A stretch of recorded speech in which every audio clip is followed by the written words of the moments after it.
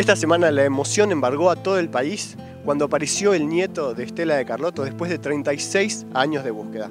Posiblemente sea la noticia del año. Y aunque cueste creerlo, la ciencia tuvo muchísimo que ver con esta emoción. Nosotros también estamos ligadas a la ciencia. Claro. Pero por eso lo dije. Increíblemente ligadas, porque cuando empezamos a buscar bebitos, íbamos a las casas cunas a mirar bebés, una cosa absurda, pero era lo que sabíamos hacer. O si no, después iban creciendo, pasaban los años, mirar los jardines de infantes, y nos dimos cuenta de que eso no era el método, claro. Porque ¿cómo sabíamos el color de su cabello, de su piel, sus ojos, si no los conocíamos? Los chicos se parecen a quien les toque, sí. No al papá y a la mamá. Bueno, y ahí surge esta idea de la sangre, a ver si nuestra sangre sirve. Qué notable, qué salto cualitativo. Pero una cosa providencial fue eso, ¿no? De leer un avisito en un diario de La Plata, donde vivíamos un grupo de abuelas, y yo vivo ahí, decía que un papá que negaba la paternidad, bueno, con un examen de sangre comparativo con el presunto hijo, resultó que era el hijo. Ajá. Entonces dijimos, sangre, esa palabra... Eso cambió la historia. Total. Y dijimos, bueno, hay que buscar, hay que preguntar si se puede reemplazar la sangre de los papás que no están con la sangre de nosotros, los abuelos.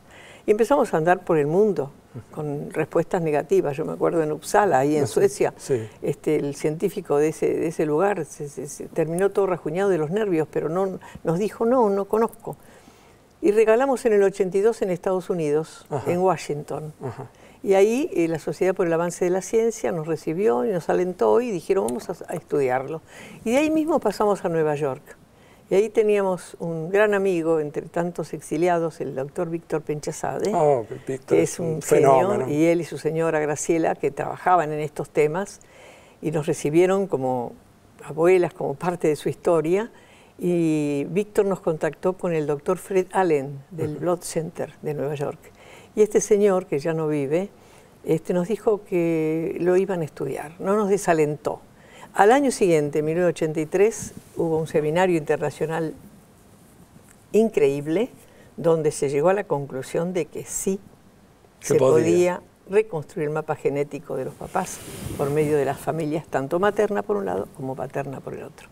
Y nace ya en Democracia en el 84, con venida de estos científicos. Clyde Snow fue el que fundó, y Mary Claire King, que es una doctora que está en Seattle ahora, y sigue trabajando en estos temas, la idea de fundar algo que contenga el depósito de nuestra sangre. Salíamos de una dictadura, ya en Democracia, y nace el Banco Nacional de Datos Genéticos en 1984, después por ley en el 87, y hoy está perfeccionado todo, solamente dependiendo del gobierno de la nación, porque era una mezcla de nación y intendencia en ese momento, y va a funcionar en donde está Lino Barañao. Claro, sí. Ahora está en el ministerio, donde estaban las bodegas Giol. Sí, pero van a ir a la calle Córdoba. Van a ir a la calle Córdoba. Ya están instaladas. Fuimos a ver las instalaciones súper modernas, equipadas. Y fíjate que por hacer venir esos científicos en el 84, Clyde Snow era experto y es experto de identificación de restos por siniestros de aviones o lo que fuere. Y él dijo, y hay que buscar también la verdad en los huesos. Y funda el equipo argentino de antropología forense. Así que estos chicos son un poquito nuestros hijos y nacen y nos han dado un ejemplo de idoneidad, de seriedad en el trabajo y de que están encontrando restos donde realmente están cementerios anónimos o los reales con las tumbas en N, ¿no? Clyde Snow, con el incipiente grupito, en 1985 exhumó el cuerpo de mi hija Laura y quedó plasmado toda la verdad que estaba oculta por el terrorismo de Estado.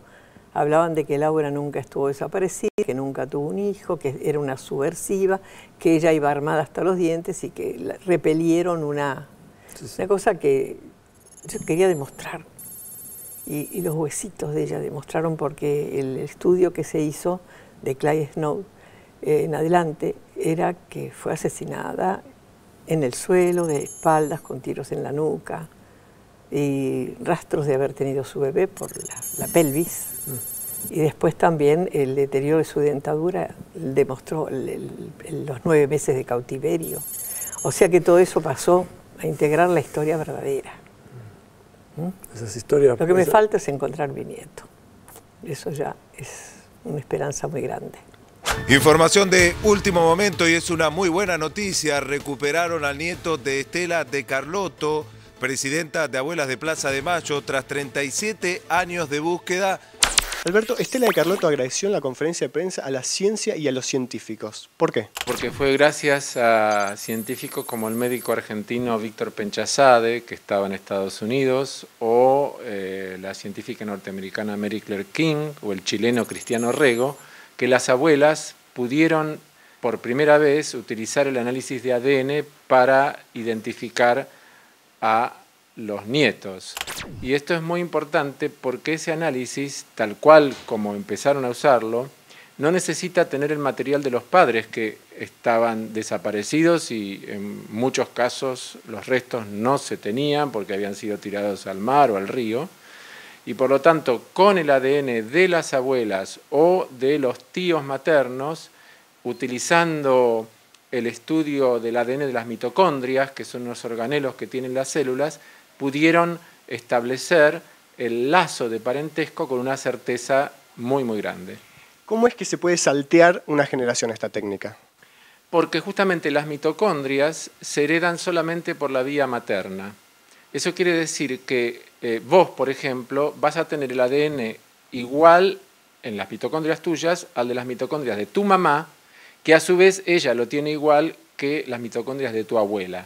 Y eso está en todas las células. Eso está en todas las células, basta con sacar una pequeña muestra de sangre o muchas veces lo que se hace es una muestra de la mucosa bucal, simplemente con un hisopo.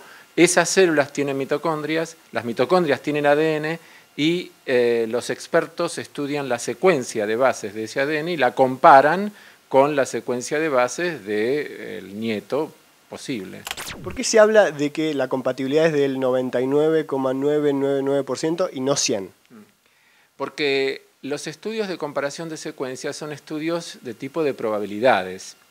Quiere decir que lo que se estudian son cuántas similitudes hay entre una muestra de ADN y otra. Cuanto más similitudes hay, menor es la probabilidad de que esa igualdad sea debida al azar y mayor es la probabilidad de que esa igualdad sea debida a un lazo biológico. Por lo tanto, nunca va a ser del 100%, pero con que sea del 99,99999 varios nueves, indica, por ejemplo, que en la Tierra no habría otra persona que por azar podría tener esa secuencia. ¿Y cómo es el tema también del descubrimiento de la paternidad del nieto de Estela, que tampoco se sabía? Bueno, por lo que yo leí, lo que se sospechaba es que el padre era quien hoy sabemos que es, por investigaciones de orden histórico, pero no biológico. Al comparar el ADN del nieto de Estela con el ADN de la familia del supuesto padre, se corroboró que es el padre biológico. Eso probablemente lo hayan hecho, yo no tengo certeza porque no hubo información, estudiando secuencias del cromosoma Y. Los varones tenemos un cromosoma X y un cromosoma Y. Las mujeres tienen 2 cromosomas X. El cromosoma Y se hereda exclusivamente por la vía paterna, es decir, de el padre a hijo varón, de hijo varón a nieto varón. Si utilizaron esas secuencias, pudieron establecer probablemente la paternidad. Y eso, al establecer las dos ramas, la materna y la paterna, la certeza de que este joven es nieto de Estela aumenta mucho más, es mucho mayor la certeza. ¿Podríamos hablar de que es el aporte más importante que hizo la ciencia en la historia del país, digamos, como contribución social? Por supuesto. Yo te diría que muchas veces se busca que la ciencia dé aportes de orden económico, o sea, que la ciencia pueda servir para descubrir nuevas técnicas o nuevas tecnologías que mejoren la producción. Eso es deseable y es correcto, pero también es importante que la ciencia dé un aporte a la sociedad, que en este caso no tiene un valor económico de mercado, sino que tiene un valor simbólico de justicia y para poder no solamente identificar a los nietos, sino también identificar a los criminales que mataron a sus padres y que los entregaron a apropiadores. Muy bien, Alberto, muchísimas gracias. La lucha de abuelas contó con un aliado impensado en los 70. El desarrollo científico de las últimas décadas en el campo de la identificación de personas a través de las huellas digitales genéticas. Todavía quedan más de 400 nietos sin recuperar. Por eso es muy importante que si tenés alguna duda acerca de tu identidad, vayas y te hagas el análisis de ADN.